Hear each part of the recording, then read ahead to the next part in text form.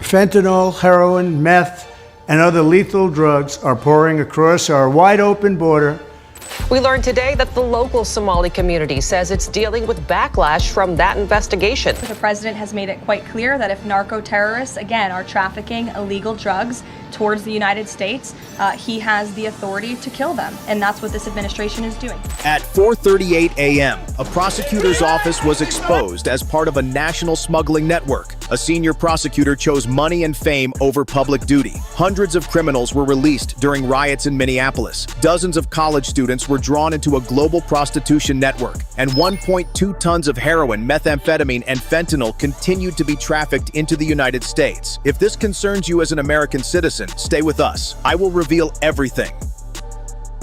At 4:38 a.m., Humboldt Avenue South was absolutely silent. Snow still clung to the sidewalks. Streetlights cast long yellow shadows across brick facades that had witnessed decades of lawsuits, indictments, and quiet rulings. This was Minneapolis's legal corridor, a place built on procedure, discipline, and public trust. Yet inside one building on that street, the night was about to end a decade of lies. And that morning, it happened. Unmarked federal vehicles lined the street. No lights, no sirens. One by one, more than 280 federal agents from the FBI and Immigration and Customs Enforcement, ICE, stepped onto the frozen pavement, their breath visible in the bitter air. They moved through tightly secured entrances. Elevators were frozen between floors. Hallways were sealed in under 90 seconds. Network access was cut. This was not a compliance check on a drug house or a gang hideout. This was a targeted federal strike on the prosecutor's office. Their target lay 3 blocks down this street. A solid administrative building, the workplace of Yusuf Aden Noor,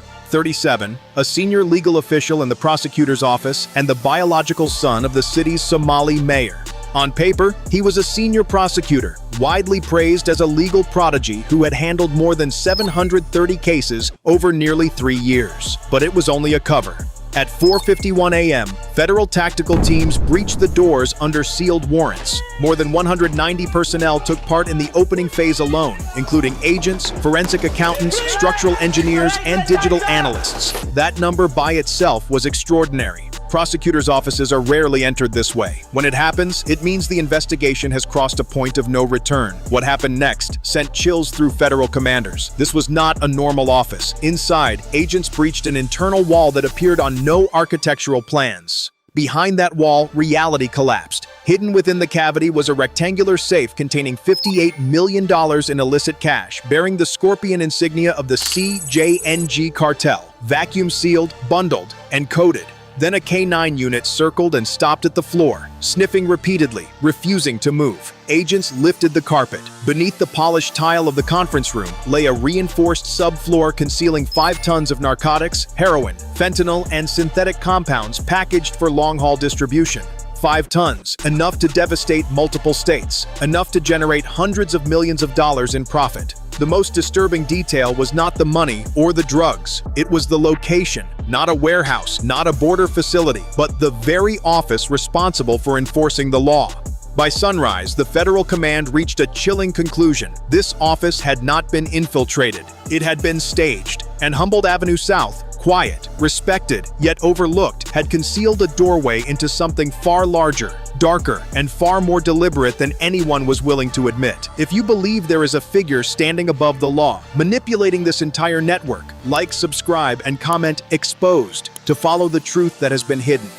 To understand why a prosecutor's office was guarded like a fortress, investigators had to dig deep into the years that came before. For many years, he attended or reviewed 412 internal meetings related to drug prosecutions, narcotics trafficking, and cross-border investigations. In 61% of those cases, official outcomes changed after intervention from his office. Charges were delayed, reduced, or redirected, always within the bounds of the law, always procedurally compliant, and always formally documented. Files were reassigned, jurisdiction was challenged, evidence was declared insufficient at critical moments. Database reviews conducted during periods of civil unrest revealed a troubling pattern. Individuals with criminal records or outstanding warrants were repeatedly released during riots across Minneapolis. Out of more than 2,400 individuals involved, this group accounted for 12 to 18% of arrests and was linked to organized violence, including arson, assaults, and coordinated neighborhood blockades.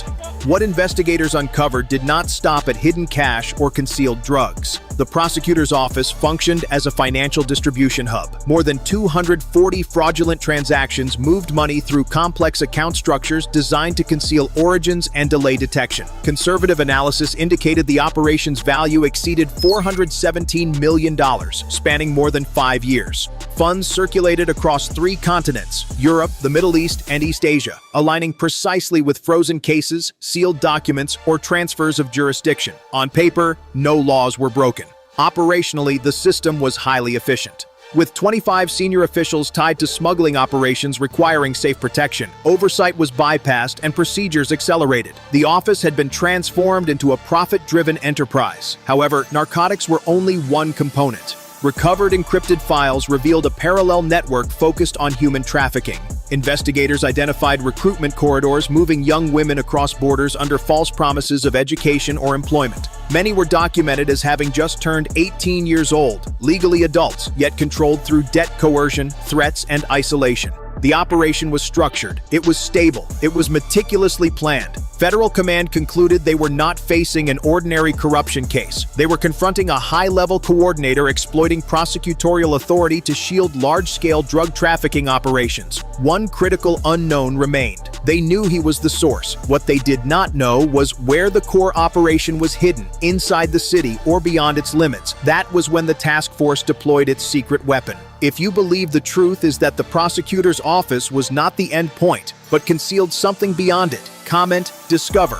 Your support strengthens the resolve of United States federal authorities.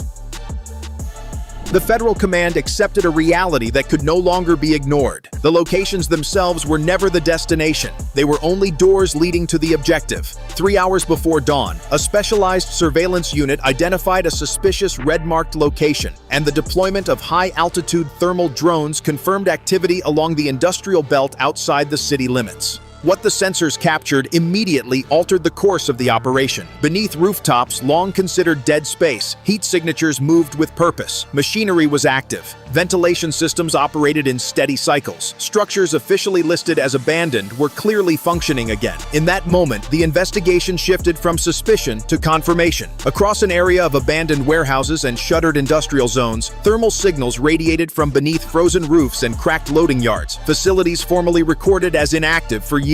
At 6:28 a.m., dozens of SUVs converged on key positions. Raid teams advanced, clearing snow and debris from rusted doors and collapsed fencing. Inside the first warehouse, power was live. Lights came on row by row. Ventilation systems hummed behind corrugated metal walls. What appeared decayed from the outside was fully operational within. This was not storage. This was infrastructure. The structures were reinforced for heavy industrial use, with concrete floors rated to bear loads exceeding 60 tons. LED lighting illuminated production areas. Industrial air filtration units stripped chemical fumes from the air. Power was drawn from private generators and illegal taps into the electrical grid, completely bypassing municipal oversight. As agents expanded the search perimeter, the scale of the operation became impossible to deny. These were not abandoned buildings. They were manufacturing and staging sites disguised as ruin. In one warehouse, behind a false partition, agents discovered 850 kilograms of narcotics, stacked, labeled, and shrink-wrapped like legitimate commercial goods. In a heavily secured side room, they found college-aged students, sedated and restrained, kept unconscious to prevent movement or noise while awaiting transport overseas. Nearby facilities revealed additional stockpiles. Metal drums and sealed containers held 1.2 tons of heroin, methamphetamine, fentanyl, and synthetic compounds at various stages of processing. Mixing vats, drying racks, and chemical residue confirmed active drug production. And then there was the cash. Wooden crates, duffel bags, and floor safes concealed beneath the flooring were filled with bundled currency. When counting was complete, seizures from these locations alone exceeded $220 million, a figure large enough to destabilize a local economy. But the most critical discovery was not the drugs or the money. It was a human trafficking operation running in parallel. Persistent thermal signals led agents to another cluster of warehouses warehouses deeper within the industrial zone. Inside, secret holding rooms had been constructed behind movable walls and stacked shipping containers. These spaces were designed to conceal people in plain sight, out of view, undocumented, and forgotten. By 7:11 a.m., Federal Command raised the security level to Level 3. This was no longer a corruption case. It was a covert logistics network, embedded within abandoned infrastructure just beyond everyday civilian life. The warehouses functioned as production centers, storage hubs, and export transit points, built to operate quietly and indefinitely. Ask yourself this: if criminal networks can transform forgotten industrial zones on the outskirts of an American city into hidden drug factories and covert human trafficking sites without detection, how many more locations remain sealed, silent, and waiting? Tap like if you demand transparency and accountability from every authority entrusted with protecting the public.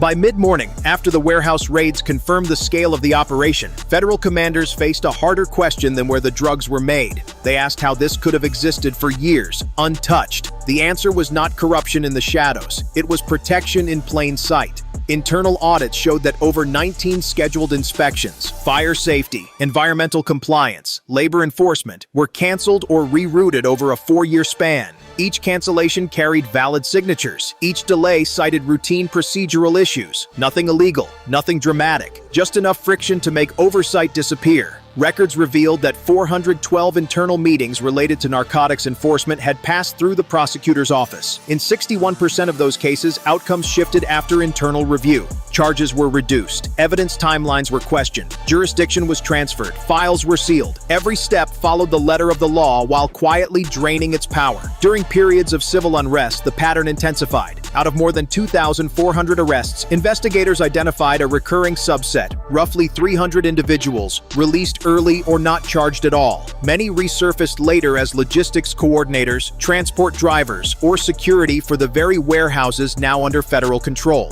This was not negligence. It was a system calibrated to protect itself. Financial oversight told the same story. Between shell entities, nonprofits, and consulting contracts, investigators logged 240 suspicious transactions totaling more than $417 million over 5 years. Funds moved every 72 hours, split into amounts small enough to avoid alerts, yet frequent enough to maintain cash flow. 3 continents were involved. No alarms were triggered. The prosecutor's office was not compromised by force. It had been redesigned by process. That distinction mattered because infiltration implies weakness. This operation relied on strength, on trust, credentials, and procedural authority. The law was not broken to shield the network. It was used. By noon, Federal Command issued a rare internal assessment. The operation did not hide from oversight. It absorbed it, neutralized it, and repurposed it. The shield was invisible because it was legitimate, and once that reality set in, investigators understood something far more unsettling than hidden drugs or cash. Dismantling this network would not require a single arrest. It would require dismantling the systems that had protected it. Once the invisible shield was exposed, Federal Command shifted focus to the only thing that never lies: money. By early afternoon, financial crimes analysts began mapping the cash seized from the warehouses, $220 million in physical currency, against digital flows already flagged in sealed warrants. What emerged was not a hoard sitting idle. It was a machine in motion. Investigators identified 73 active bank accounts, 14 shell corporations, and 6 registered nonprofits tied directly or indirectly to the prosecutor's office. On paper, each entity appeared lawful. Combined, they formed a circulation system that moved money every 72 hours, slicing large sums into transactions below reporting thresholds. Over 5 years, that system quietly processed more than $417 million. 3 primary corridors carried the funds. The first ran from Minneapolis through Chicago to New Jersey, syncing precisely with dismissed narcotics cases. The second extended overseas, Minneapolis to Dubai, then onward into East Africa, mirroring sealed indictments and delayed extradition requests. The third route moved east, Minneapolis to Hong Kong, then Macau, aligned with frozen asset reviews. Dates matched within 48-hour windows. The precision was surgical. The money did more than pay traffickers. It bought silence. Investigators documented $38 million labeled as legal consulting, $22 million as community grants, and $11 million as educational sponsorships, funds that neutralize scrutiny without raising suspicion. No bribes, no envelopes, just legitimacy wrapped around influence. Then came the mistake. At 2:17 a.m., a scheduled transfer of $9.6 million stalled due to a timing conflict between two international clearinghouses. That delay exposed a coordinating account, one that did not belong to any warehouse, nonprofit, or city office. It sat outside municipal reach, beyond local authority, issuing instructions but never appearing in records. That was the turning point. The drugs had locations, the shield had procedures, but the money revealed command. By nightfall, federal analysts reached a sobering conclusion. The prosecutor's office had not been the top of the pyramid. It was a relay point, a control node. And somewhere beyond the city limits, beyond jurisdiction and familiar names, someone was still giving orders. This case is not just about drugs, money, or hidden warehouses. It is about how trust can be slowly weakened from the inside, without noise, without force, and without immediate consequences. What happened here reminds us that systems do not collapse overnight. They erode when accountability is delayed, when oversight becomes routine, and when authority is no longer questioned. For ordinary citizens, especially those who have lived long enough to see institutions rise and fall, this story carries a sober lesson. Legality alone does not guarantee justice. Procedures can be followed while the truth is avoided. Titles can be respected while harm is quietly enabled. The exposure of this network did not happen because someone broke the rules. It happened because someone finally looked closely enough at how the rules were being used. Transparency is not automatic. It must be demanded, protected, and renewed. And once the truth surfaces, it belongs to the public, not to those who tried to bury it.